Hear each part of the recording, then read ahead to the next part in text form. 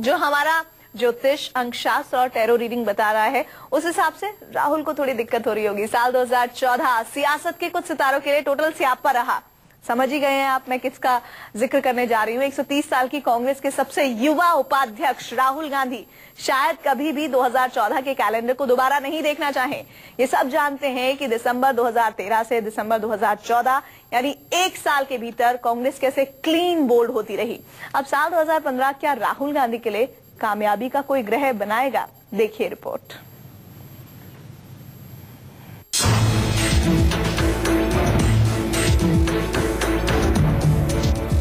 जून 1970 को सुबह 5:50 पर दिल्ली में जन्मे राहुल गांधी ने साल 2014 में बहुत करीब से 130 साल पुरानी कांग्रेस पार्टी को करारी हार झेलते देखा है।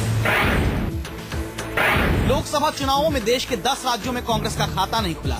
सबसे बड़े राज्य यूपी में सिर्फ राहुल सोनिया अपनी सीट बचा पाए। 44 सीट पर सिमटी कांग्रेस को नेता विपक्ष का पद तक नहीं मिला।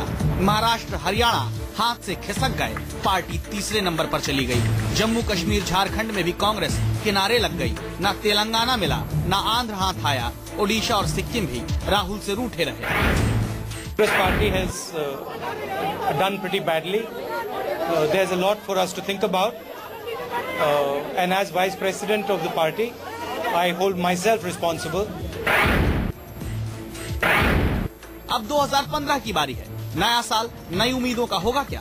क्या राहुल दिल्ली में जीत दिलाएंगे? क्या बिहार में राहुल नैया पार लगाएंगे? कहीं राहुल की जगह सियासत में प्रियंका की एंट्री तो नहीं हो जाएगी? क्या 2015 में राहुल अध्यक्ष पद की कमान भी संभाल लेंगे? राहुल गांधी के लिए साल नया होगा, बातें भी नहीं होंगी। वक्त के साथ बदलेगी वक्त की तासीर और साथ ही बदलेगी नक्षत्रों की चाल भी। लेकिन क्या सिर्फ साल बदलेगा या तकदीर भी? जवाब आने वाला है।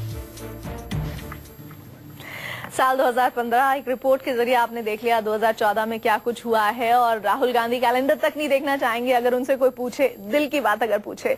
नंदिता जी हमारे साथ जुड़ी हुई हैं। नंदिता जी, ज्योतिष के हिसाब से साल 2015 क्या सौगात, क्या चुनौतियां, क्या कुछ बदलने वाला है राहुल गांधी की जिंदगी में? देखिए, जहां तक का 2015 का सवाल, पहले 2014 के आपने तो खैर आपने टोटल स्यापा बता दिया था। But that is true because Chandra की दशा, इनकी महादशा चल रही है। चंद्रमा इनका नीच का बैठा है, छठे भाव में बैठा है। तो इनके ही अपने अंडर करेंट्स जैसे बोलते हैं कि जो ग्रास रूट लेवल में या इनके नीचे जो काम करते हैं वो एक कोऑर्डिनेशन, एक गैप इनकी वजह से बहुत ज्यादा रहा और एक अंडरस्टैंडिंग मिसकम्युनिकेशन रहा, जिस वजह से ये प्रोग्रेस नहीं कर पाए। अभी भी इनको संभल के चलना चाहिए क्योंकि ये बहुत बहुत इंपॉर्टेंट है। चंद्रमा में केतु की दशा चल रही है जून 2015 तक का। चंद्र में केतु माइनर ग्रहण योग बनाता है और ग्रहण योग में अगर आप थोड़ा सा एक एथिकली सही कोई भी चीज हो, उसको ग्राउंड में ग्रास रूट लेवल में अगर आप काम करते हैं, आपके लिए ज्यादा अच्छे चेंजेस आते हैं। उसके बाद चंद्रमा में शुक्र की दशा, जब चंद्र में शुक्र मीन सास बहू, तो सास बहू जब हो जाती है साथ में तो जरूरी नहीं है कि बिल्कुल बहुत मीठा मीठा चले, थोड़ा सा खट्टा मीठा अनुभव रहेगा इनके लिए। तो अभी जो वर्स्ट था दैट इज गॉन। अब धीरे धीरे जून जुलाई के बाद धीरे धीरे ये वापस उभर के आना शुरू करेंगे। लेकिन जो इनके लिए मेजर चेंजेस लाइफ में आएंगे राहुल गांधी के लिए as such, and Congress party वाले अगर देख रहे हैं तो मैं हमेशा से right from the beginning I always been saying कि प्रियंका गांधी जी की कुंडली बहुत अच्छी, माफ कीजिएगा मैं उनकी चर्चा कर देती हूँ हमेशा। अभी मैं आपसे यही सवाल पूछूंगी, लेकिन उससे पहले प्रियंका का एलिमेंट हम अभी नहीं शामिल करेंगे। इसके अलावा आप बताइए, क्योंकि वो हम दूसरे नजरिए से देखना चाहेंगे इस बात को। क्योंकि मैं हमेशा उसी चीज के बारे में बोल रही थी कि जब भी अगर वो सुने तो जरूर उनको आगे लेकर के आए। उनके कुंडली में जरूर योग है।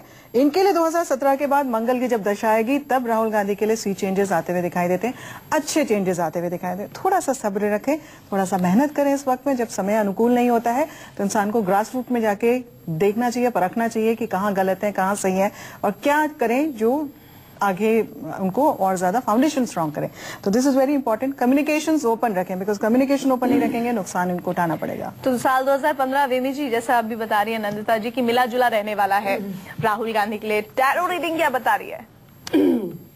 राहुल गांधी जी के लिए 2015 जो है, जैसा कि सभी ने कहा कि शनि का ये साल है, 8 नंबर। जस्टिस इन्हें भी कहीं ना कहीं जरूर मिलेगा, लेकिन अगर हम ये कहें कि पूरी तरह से इन्हें जस्टिस मिलेगा, वो नहीं होगा। मेहनत इनको बहुत करनी होगी। बहुत अच्छा टाइम नहीं कह सकते। 2015 और 2016 में ये अपनी बेस बनाएंगे। कहीं ना कहीं जो उभरने का टाइम है वो 2017 है, लेकिन ये सब सुनकर इन्हें बैठना नहीं है। काम तो ये खूब करेंगे, लोगों से मिलेंगे, पार्टीज बनाएंगे, कहीं ना कहीं अपना नाम फैलाएंगे, लेकिन जो रिजल्ट्स हैं वो अभी नहीं मिल रहे हैं।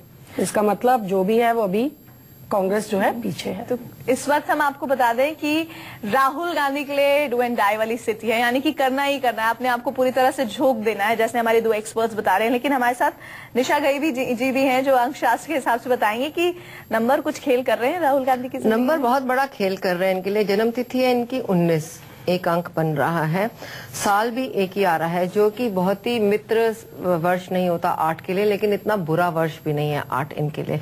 राहुल गांधी के लिए 2015 अपने लिए अच्छा है, कांग्रेस के लिए शायद अच्छा नहीं है, बट अपने लिए इनके लिए अच्छा है। उतार चढ़ाव बहुत रहेंगे, पेशेंस की इनको बहुत ज्यादा जरूरत है।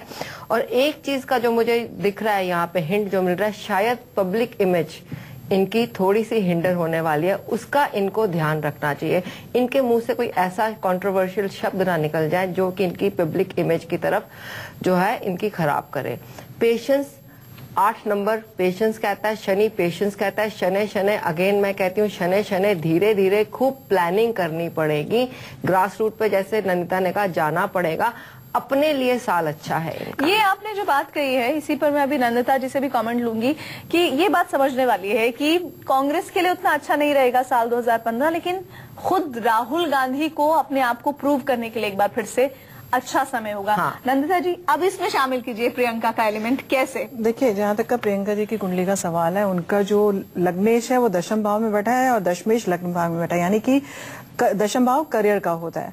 तो एंड दोनों शुक्र और शनि है, तो जबरदस्त, मतलब जैसे मैंने कहा था गुरु चेला है, गुरु चेला आपस में स्थान परिवर्तन बना रहे हैं। बहुत ही जबरदस्त राजयोग होता है। इंदिरा गांधी जी की जैसे कुंडली में थी, उनके 3 या 4 परिवर्तन योग थे, ऐसे ही राजयोग थे, ऐसे ही प्रियंका की कुंडली में भी है। एंड मीडिया एंड पब्लिक दोनों ही, शनि क्योंकि मासेस का होता है, शुक्र जो होता है मीडिया का होता है, दोनों ही they are going to eat out of our hands अगर उनको पूरी सत्ता संभालने के लिए मौका दिया जाए। ये तो प्रियंका की कुंडली की बात है, लेकिन राहुल गांधी के लिए अभी थोड़ा सा संयम का वक्त है। शनि जो है उनके 6ठे भाव में विचार रहे हैं और नेटल चंद्रमा वहां पे नीच का बैठा हुआ है, तो थोड़ा सा विषयोग बना देता है हल्का सा। हालांकि शनि 6ठे भाव में आकर के उनको एक प्रवृत्ति भी देंगे जहां पे सडनली इनको एक जोश भी आएगा और चीजों को कट डाउन करने की भी कोशिश। अच्छा विमु जी आपको भी लगता है, मैं आ रही हूँ आपके पास, विमु जी आपको भी लगता है कि अगर प्रियंका के साथ राहुल एक साथ एक प्लेटफॉर्म पे दिखते हैं तो कुछ बेहतर कांग्रेस के लिहाज से हो सकता है? क्या टैरो रीडिंग बता रही है आपकी? देखिए, ऐसा है कि प्रियंका का नो डाउट उनके कंपैरेटिव स्ट्रांग है माइंड और वो बहुत कुछ कर भी सकती है, लेकिन इन दोनों का मिलके काम करना मुझे नहीं लगता कि ऐसा हो पाएगा। नहीं हो पाएगा। निशा जी? प्रियंका जी का और राहुल जी का मिलके काम करना, बिल्कुल मिलके काम करेंगे। भाई बहन है, एक दूसरे की रीढ़ की हड्डी है। प्रियंका जितना इनके साथ रहेंगी उतना इनके लिए बेहतर है, बट इनकी अपनी इमेज बहुत अच्छी होने की संभावना है। 2016 वर्ष इनके लिए ज्यादा अच्छा है 2015 से।